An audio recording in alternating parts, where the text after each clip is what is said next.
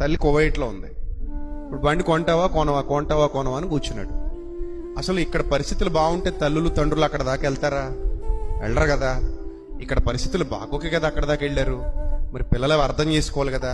కొందరికి అర్థం కావు.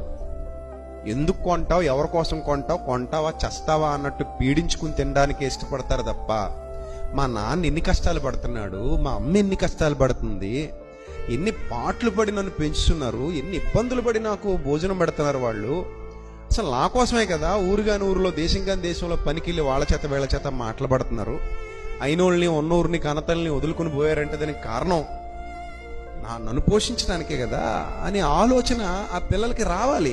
యవన దశలో రావాలి. రాలా.